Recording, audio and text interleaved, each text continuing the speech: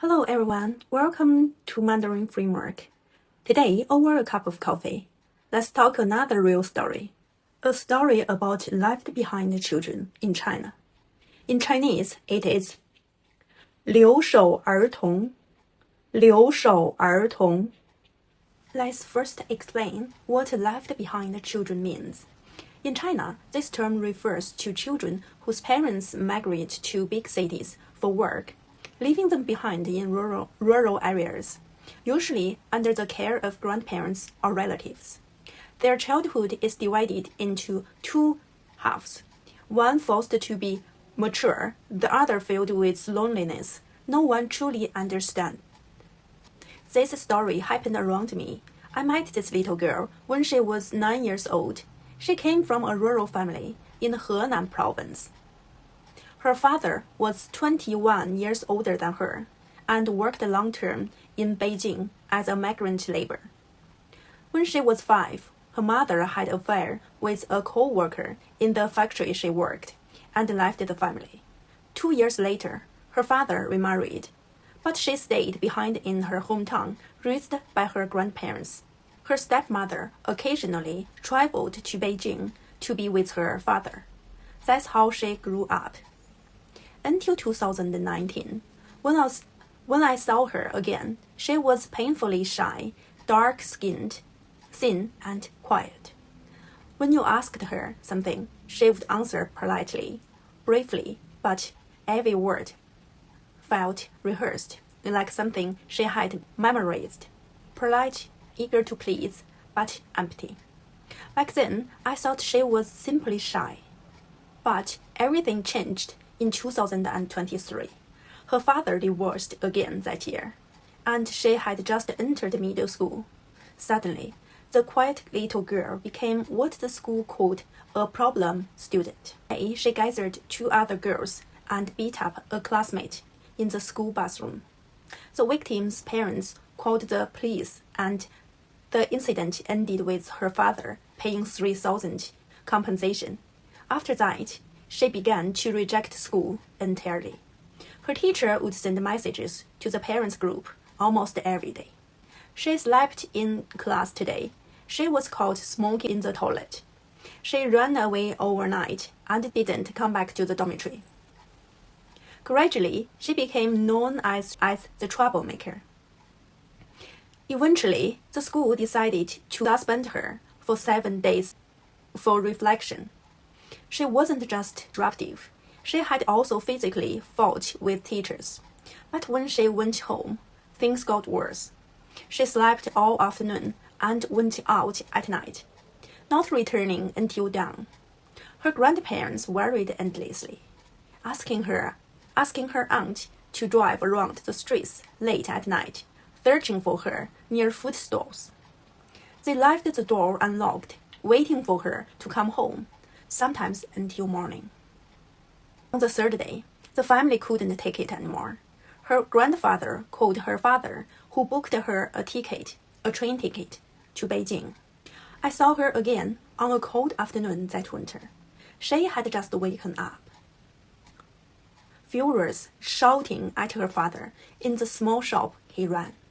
Someone from the shop called me to help calm her down. Her father had tried to take her phone away, and she exploded.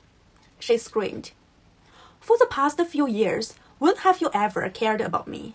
Now you suddenly hate that I don't study hard enough. When I wanted to transfer to a better school, Grandpa refused because it was too expensive.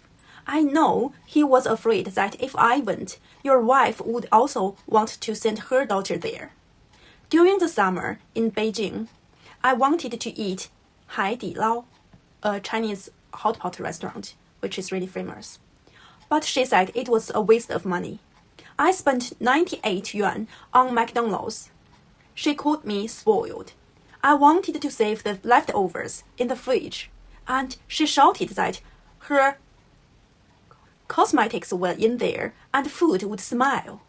I told him I don't even dare to speak loudly because Grandma and Grandpa are scared she will leave you. Where were you all this time?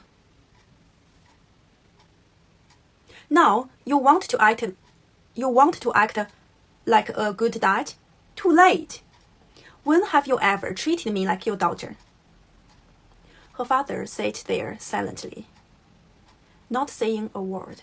For the first time, I saw her cry, not a soft, childlike cry, but a deep, raw, shaking cry that came from years of being unheard.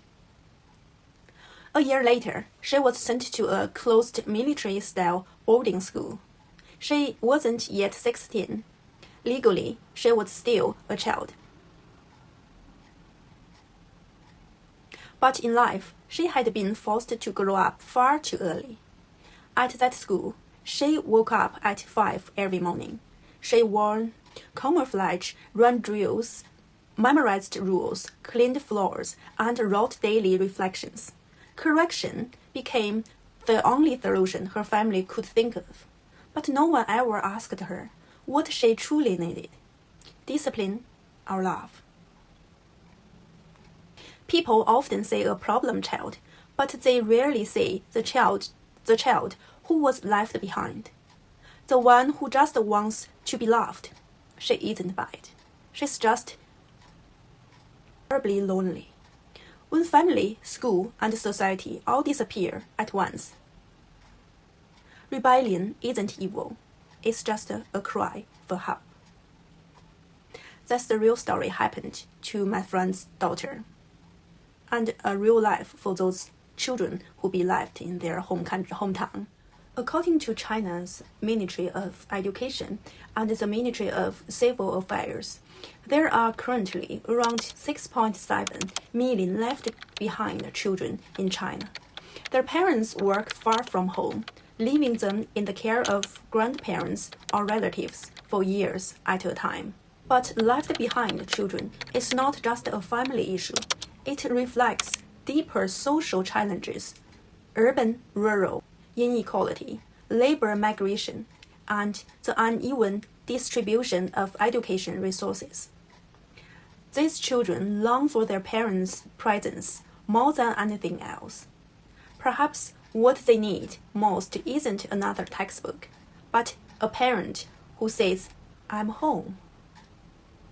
去了，在外面打工，我妈妈跑了。